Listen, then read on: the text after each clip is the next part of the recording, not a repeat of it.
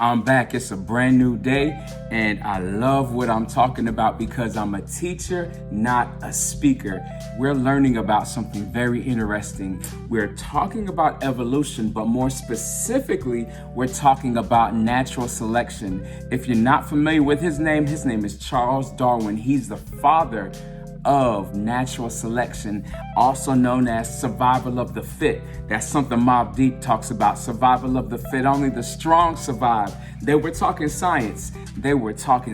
Natural selection states that an organism that's best adapted for the environment is able to survive and reproduce more than others. I'm gonna say that one more time. When it comes to natural selection, what it basically states is that organisms that are best adapted for their environment survive and reproduce more than others. I had to add that part. So when it comes to natural selection, we're talking about survival of the fit. Are you fit? Are you a part of that survival of the fit? And when we look at Darwin's theory of natural selection, there are 4 steps, and I'm just going to talk about one today. The first one is overproduction. Many of us have a definition of success. We have goals that we want to reach. I know that we want to exceed our goals. We want to even exceed our own expectations. And one way to get there is through overproduction. That's one of Charles Darwin's first steps in natural selection, survival of the fit. Overproduction. That means that you produce more than what the environment can handle. You're producing more than you know is actually going to survive.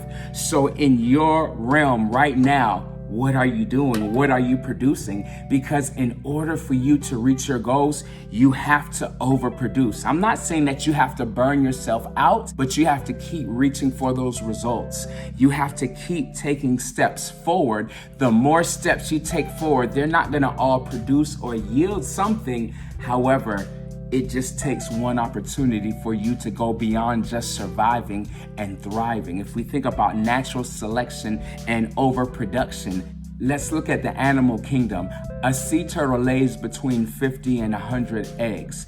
It goes through its journey, it lives its life, but it returns every year. It digs its hole and it lays between 50 to 100 eggs.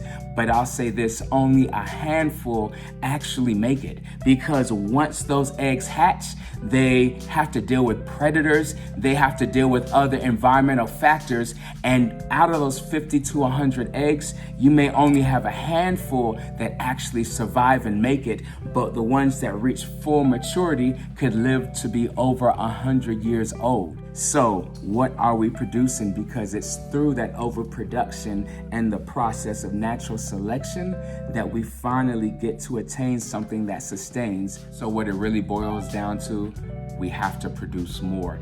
I know that every single thing that we produce, it may not get a hit. It may not go viral. It may not have a big payout, but the more produced, the more opportunities that you put out there on your behalf, all it takes is one. And back to natural selection. When natural selection occurs, we're talking about survival of the fittest. We're talking about an organism being best adapted for its environment. It allows it to survive and reproduce. There's 4 steps to natural selection. The first one is overproduction. What are you producing? Now remember, I'm a teacher, not a speaker, and I want you to have an amazing day.